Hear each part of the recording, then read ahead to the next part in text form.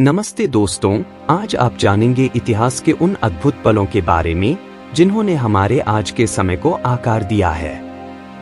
अगर आप ऐसे ही और रोचक इतिहास के किस्से जानना चाहते हैं तो चैनल को सब्सक्राइब करना न भूलें।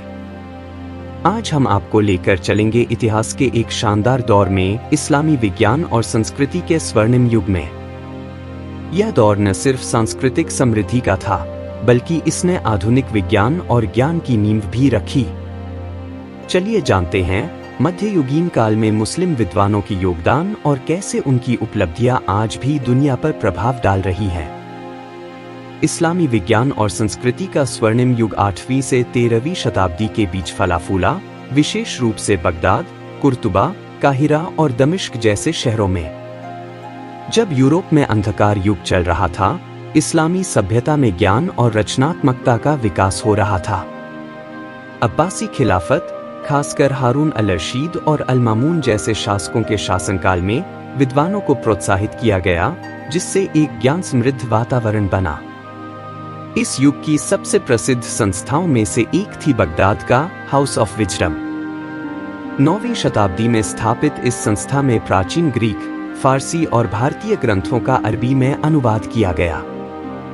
यह न केवल शास्त्रीय ज्ञान को संरक्षित करने का केंद्र था, बल्कि गणित, खगोलशास्त्र, चिकित्सा और दर्शन जैसे क्षेत्रों में विद्वानों को अपनी खोजों का विस्तार करने का मंच भी प्रदान करता था।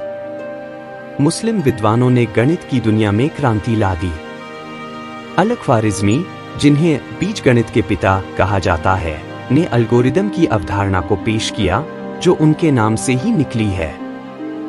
उनके कार्यों ने आज की कंप्यूटर साइंस की नींव रखी। खगोल शास्त्र में अल-बिरूनी और अल-अज़काली जैसे विद्वानों ने ग्रहों की गति और समय गणना को समझने में महत्वपूर्ण योगदान दिया, जिससे सटीक कैलेंडर और खगोल यंत्र का विकास हुआ। इस युग में चिकित्सा का बहुत विकास हुआ। इब्न सिना, जिन्हें पश्चिम में एविसेना के नाम से जाना जाता है, ने कैनन ऑफ मेडिसिन लिखा, जो सदियों तक यूरोप में चिकित्सा का प्रमुख ग्रंथ बना रहा। इब्न अल-हैथम ने दृष्टि विज्ञान, ऑप्टिक्स के क्षेत्र में अग्रणी कार्य किया और यह समझाया कि आंख कैसे काम करती है। उनके अध्ययन आधुनिक दृष्टि विज्ञान की नींव माने जाते हैं। मुस्लिम दार्शनिकों जैसे अल-फराबी, इब्न रश्द, एवरोइस और अल-गज़ाली ने तर्क, आध्यात्मिकता और नैतिकता पर गहन विचार किए। उनके कार्यों ने न केवल इस्लामी दुनिया को प्रभावित किया, बल्कि यूरोपीय मध्यकालीन चिंतन को भी आकार दिया, जिससे पुनर्जागरण का उदय हुआ। साहित्य में भी इस युग ने अमर कृतियों जैसे 1001 नाइट्स का निर्माण किया, जो आज भी विश्व भर में पढ़ी और सराही जाती है। मुस्लिम विद्वानों द्वारा इस स्वर्णिम युग में किए गए योगदानों का आधुनिक विज्ञान और प्रौद्योगिकी पर सीधा प्रभाव है। बीजगणित, रसायन शास्त्र और चिकित्सा के क्षेत्र आज भी उन खोजों और सिद्धांतों पर आधारित हैं, जो इस युग में विकसित हुए थे। मध्ययुगीन इस्लामी दुनिया में शास्त्रीय ज्ञान के संरक्षण और नवाचार ने यूरोप में वैज्ञानिक क्रांति को प्रेरित किया और आज भी हमारे ज्ञान को प्रभावित करता है।